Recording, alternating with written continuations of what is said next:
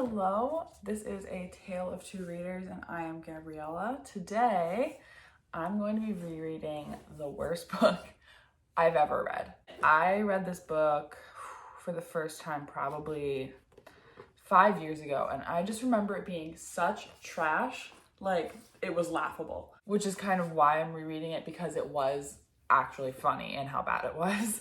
It is marked by PC and Kristen Cast. It's the first book in the House of Night series, and it's terrible. So I think the synopsis, I don't even remember all the way. Let me read it back. Okay. So Zoe Redbird is the main character, and I think she's like 16 or something. She's in high school, and she's just been marked as a fledgling vampire and joins the House of Night, a school where she will train to become an adult vampire. So she is preparing to make it through the change. And also she's been chosen by the vampire goddess Nyx and has special powers. There's a lot going on here. So yeah, I think this should be a pretty quick read. I'm going to start reading now. It might take me a few days to get through it, but I'm going to be annotating as I go, because if I do get rid of this book, which I'll probably hold on to it, but if I do, I want my notes in there for somebody who reads this so that they can laugh along with me. But this is my read for the day, so let's get started.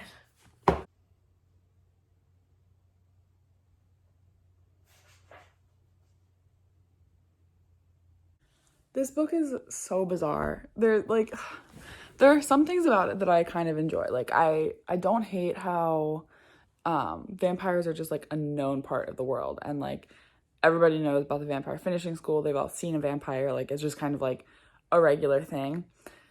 But the writing is just so atrocious. It's just like there's some info dumping. The dialogue is just terrible. Like I don't think these people have ever met a teenager in their life. And the funniest thing is that in the dedication, PC thanks Kristen for making sure we sound like actual teenagers. And I was like, oh no. But it's just bad. And there's already so much shaming of, first of all, there's fat shaming, but there's also, just so many different like stereotypes. Like the main character is just like hating on emo people, hating on like goth people, hating on dorks, making fun of them, but she also hates cheerleaders. Hey, Editing Gabriella here. I think the thing about this that gets me is that her whole thing is like wanting to find a place to fit in, right? To have a family, to be a part of something, and yet she judges everybody around her. And I'm like, Zoe, I wonder why you can't fit in. I wonder why. I'm just gonna read like a line from this so you can see. John had to preserve the illusion, and if that meant allowing me to get really, really sick, well then that was a price he was willing to pay. I wasn't willing to pay it, though. I guess it was time I took things into my own hands. After all, they are well manicured. What? So I'm about 50 pages into the book, and there's just been a really terrible comment about eating disorders. Just super insensitive, calls people with eating disorders freaks. And then literally the next line is, this woman's body was perfect because she was strong but curvy, and she had great boobs. I wish I had great boobs. Huh? I said. Speaking of boobs, I was totally sounding like one. Boob. Hee hee. That is a real section of this book that I just read you. That really happened.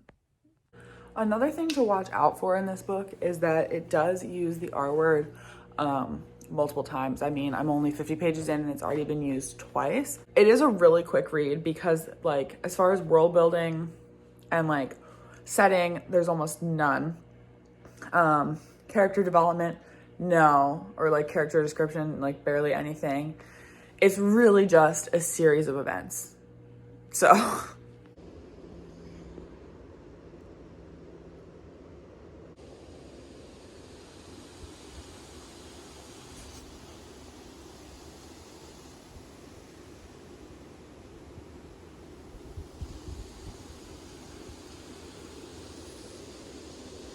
okay, so I'm on page 128, and just a little update so far.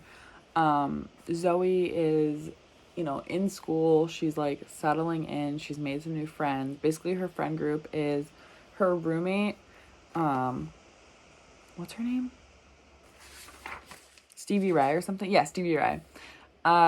These two other girls, Shawnee and Erin, and then their like token gay friend, Damien. His name is literally Damien. Yeah. Like Mean Girls, you know. So one of the friends is like supposed to be this country girl, and they're having this conversation, and let me read it to you. Eric Knight is the hottest damn thing at this entire school, Shawnee said. Forget that, he's the hottest damn thing on this planet, Erin said. He's not hotter than Kenny Chesney, Stevie Ray said quickly. Okay, literally they just said poopy multiple times. Okay, so I finished Marked. I read it all in one day, which is a little bit crazy because I've only ever read like 2 other novels in one day. Feels a little weird that this gets to be on the list now, but I have things to say. So it was as bad as I remember, but in a different way.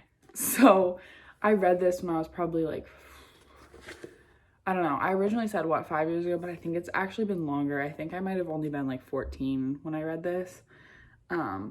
And I definitely didn't notice quite how problematic it was, just because I was not as educated. I didn't understand things.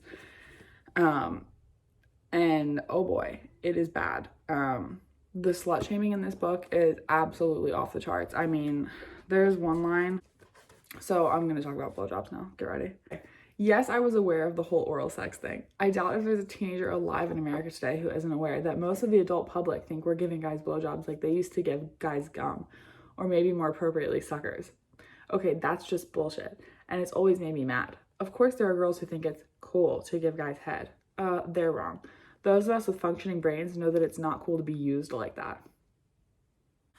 There's just tons of stuff like that that's just putting really weird ideas into young people's heads, if you ask me. Like, I don't know, but she just constantly shames any girl who not even is sleeping around, just like is seen with a guy, basically.